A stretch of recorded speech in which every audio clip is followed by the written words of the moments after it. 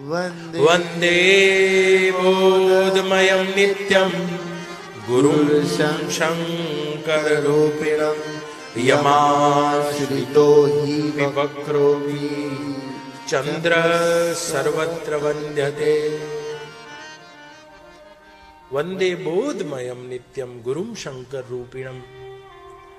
જે બોધમય છે, જ્ઞાન સ્વરૂપ છે, નિત્ય છે એવા મારા શંકર સ્વરૂપ સદગુરુની વંદના કરું છું. તુલસી કહે છે જે સદગુરુનો આશ્રય કરવાથી જેમ વક્રચંદ્ર શિવજીનો આશ્રય કરી લે અને જગતમાં પૂજ્ય બની જાય છે, તેની વક્રતા, તેના અવગુણ, આભૂષણ બધા દૂષણ ભૂષણ બની જાય છે. વક્રચંદ્ર જો શિવ અપનાવી લે અને માથે ચડાવે તો શિવજીની સાથે એવો વાંકો ચંદ્રમાં પણ પૂજાઈ જાય છે. એમ અવગુણથી ભરેલા આપણે ગમે એવા હોઈએ બા, પણ કોઈ એવા શિવ સ્વરૂપ સદગુરુનો આશ્રય કરી લઈએ. તુલસી કહે છે આહા, એવા મારા ગુરુની હું વંદના કરું છું. તુલસી કહે છે મારા બા, શિષ્ય તો શિષ્યના રૂપમાં કશું એ ના હોય બા, પણ જયારે મોટાના સંબંધ થઈ જાય. વંદે બોધમયં નિત્યં ગુરુ શંકર રૂપિણં યમાશ્રિતો વિવક્રોમિ ચંદ્ર સર્વત્ર વંદ્યતે. જુઓ, નાળુબા ગંગામાં જતું રહ્યું, પછી કોઈ એને નાળું નાખે મારા બા. એવી રીતે જ્યારે કોઈ શિષ્ય ગુરુમાં અહમને ઓગાળવાની કોઈ જગ્યા હોય રૂખડનાથજી, તો એ કેવળ ગુરુના ચરણ છે. બીજી જગ્યા બધી જ અહમ બને છે, પણ ગુરુના ચરણમાં જે નમવું એટલે અહમથી નમી જવું. અને ગુરુના ચરણમાં કોઈનો અહમ ખડો રહી જાય બા, તો પછી ઓગળવાની શું જગ્યા છે? એવા ગુરુ ચડી જાય તો આધ્યાત્મિક યાત્રાની શરૂઆત નંદુમાં ગુરુ વગર થતી નથી, અને પૂર્ણતા પણ ગુરુ વગર નથી. આદિમાં ગુરુ છે, મધ્યમાં ગુરુ છે, અંતે ગુરુ છે. ભગવાન પણ કોઈ જીવ પર કૃપા કરે છે તો ચિત્ત વહી રામ કૃપા કરી જેહી સંત વિશુદ્ધ મિલહી પરિતે. ભગવાનની કૃપાનું અંતિમ પરિણામ શું હોય બા? જેવી રીતે કોઈને મીઠાશ ખાવી છે તો મીઠાશને તો કોઈ આકાર ના હોય, પણ મીઠાશ આકાર ધારણ કરી લે અને ગોળ કહે છે. મીઠાશ આકાર ધારણ કરી લે અને સાકર કહે છે. મીઠાશ આકાર ધારણ કરી લે બા, એને સાકર કહે છે. એવી રીતે કૃપા તો ભગવાનનું રૂપ જ છે, પણ એવી કૃપા જ્યારે આકાર ધારણ કરે બા, અને એને કહે છે ગુરુ.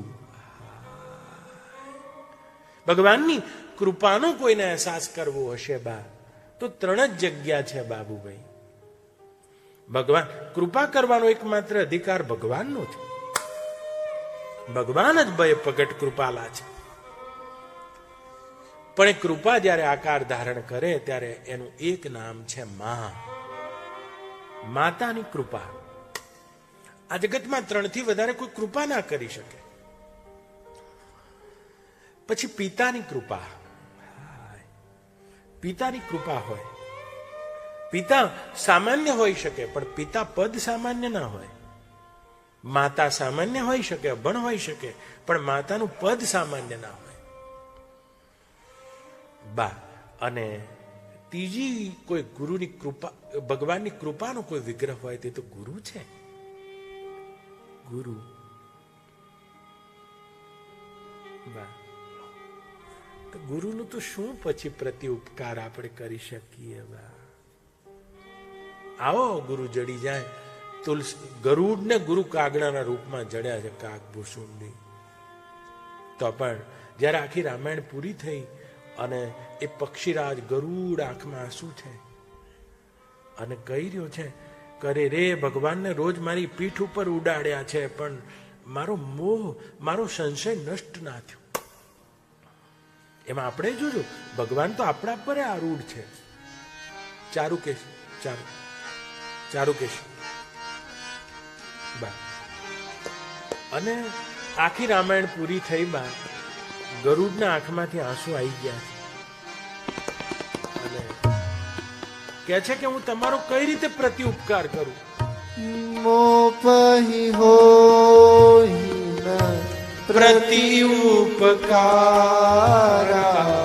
આવો બા ગુરુ પૂર્ણિમાનો આગલો દિવસ છે અને તુલસી પોતાના ગુરુની વંદના કરી રહ્યા છે કે મારા એવા ગુરુની હું વંદના કરું છું. વંદના સિવાય ગુરુનો કરીએ શું શકાય? પગ પકડી લીધા ગરુડે અને કાગ ભૂસુંડી કાગડાના રૂપમાં છે. તમે જાણો છો કથા? આખી રામાયણ પતવાને છે. મોપહી હોહિ ન પ્રતિ ઉપકારા. મારી પાસે કોઈ પ્રતિ ઉપકાર કરવાનું સાધન નથી. એવું શું કરું કે હું તમારો પ્રતિ ઉપકાર કરી શકું? આ ત્રણના કદી પ્રતિ ઉપકાર ના કરી શકાય. યાદ રાખજો બાબુભાઈ. એક તો પોતાની માતાના, જેનું ધાવણ આપણા શરીરમાં રક્ત બનીને ફરી રહ્યું હોય, અને એવાનું ઋણ કેવી રીતે ચૂકવો તમે? આ ત્રણ ઋણ પ્રત્યેક જીવને લઈને મરવાના. એક માતૃ ઋણ, એક પિતૃ ઋણ અને ગુરુ ઋણ. બધા ઋણ ચૂકવી દેવાય. રિક્ષામાં બેઠા હોય, ભાડું દઈ દઈએ, ઋણ પૂરું થઈ. આ ઋણ ચડે નહીં. કોકના ઘેર ગયા હોય, જમીએ આપણે અને એના છોકરાના હાથમાં 50ની નોટ આપી દઈએ, આ ઋણ ચડે નહીં. ના આપીએ તો આ ઋણ ચડે. કોકના ઘેર આપણે જમ્યા હોય તો નાના બાળકને 50ની નોટ આપવાનો રિવાજ છે. ના આપવો હોય તો વાંધો નહીં, પણ દેવું ચડ્યું. આપણે ત્યાં એવું કહેવાયું કે દીકરી આપણે ત્યાં આવી છે અને દીકરી આપણે ત્યાં ચાંદલો કર્યો તો આપણે ઉમેરીને પાછો આપી દઈએ બા. કારણ કે એ ગયા જન્મનું ઋણ છે. અને એમાંય પાછું જો એનો ચાંદલો ઘરમાં રાખ્યો, ફુવા સાહેબના પૈસા જો રાખ્યા હશે બા, તો આ ઋણ ચડશે, એમ કે છે શાસ્ત્ર. આ નેવાના પાણીમાં ભેરા ચડ્યા છે. એક તો ઋણ છે એટલે તો તમારા ફુવા સાહેબ બન્યા છે, અને એમાંય પાછી તમે ખાડામાં ખાડો કર્યો છે. આ ઋણ. પણ તોય આ બધા ઋણ ચૂકવવાના ઉપાય છે કે ભાઈ દીકરી આવી છે, આપો એને, ઋણ ચૂકવી ગયું. પણ શાસ્ત્ર કહે છે કદી આ ત્રણ ઋણ જીવ ચૂકવી નથી શકતો. એક માતાનું ઋણ. એવું શું તમે રૂખણનાથજી આપો કે માતાના ઋણને ચૂકવી શકાય? વાલ્મીકી રામાયણમાં પ્રસંગ છે. એક વખતે હનુમાનજી ભગવાન રામ પાસે સમય માંગ્યો છે કે ભગવાન, એક વખત મારી માં અંજનીને મારે મળવા જવું છે. આંજનેય, અદ્ભુત સંવાદ. માતાનું ભગવાન આદિગુરુ શંકરાચાર્ય સંન્યાસની પરંપરામાં તો સંન્યાસની પરંપરા હોય તો એમાં તો બધાને ત્યાગ. એ સંન્યાસની પરંપરામાં શંકરાચાર્ય. તો પણ જયારે માતા જતા રહ્યા છે ત્યારે પોતે આયા કાલડીમાં. પોતાના સંન્યાસીને પણ માતા જતી રહે તો તે વખતે સરાબોર કપડે નાવાનું સુતા. એક માતાનું ઋણ. લાખો કમાતા હો ભલે, મા બાપ જેથી ના ઠર્યા, એ લાખ નહીં પણ રાખ છે, સમજવું પુરુષ. તમે ચૂકવી ના શકો. આ ઋણ તમારે સ્વીકારવાનું અને લઈને મરવાનું. માતાનું. એક પિતાનું ઋણ. એ શું કરો તો પિતાનું ઋણ ચૂકવી દો. ચૂકવી ના કાય. હારા ધોતિયા લઈ આલો તો, ગાડીમાં આગળ બેહાડો તો, ફરવા લઈ જાઓ તો, 2-5 હજાર દિવાળીમાં રૂપિયા વાપરવાનો તો આ ઋણ ચૂકે? ના ના, શાસ્ત્ર ના પાડે છે પિતાનું ઋણ લઈને મરવાનું. યુધિષ્ઠિરને જ્યારે મહાભારતમાં પ્રશ્ન કર્યો યક્ષે કે પૃથ્વીથી ભારે કોણ છે, આકાશથી ઊંચું કોણ છે, કાજળથી કાળું શું છે? મહાભારત. અને તે વખતે યક્ષને ફડાક પ્રશ્ન યુધિષ્ઠિરે જવાબ આલ્યો છે, પૃથ્વીથી ભારે માતા છે, આકાશથી ઊંચું પિતાનું ગૌરવ છે, કાજળથી કાળું કલંક છે. 150 પ્રશ્ન છે જેના ઉપર એક આખી કથા કરવાનો છે. મહાભારત. તો માતાથી ભારે, પૃથ્વીથી ભારે માં છે, ઉપાડી ના શકાય. અને આકાશથી ઊંચું પિતાનું ગૌરવ છે. ખેડૂત હોય સાહેબ, ફાટેલા ધોતિયા હોય, આકાશની ઊંચું પિતાનું ગૌરવ છે. અને ગુરુ કહેતા તો બા તો કૃપાનો જ વિગ્રહ છે.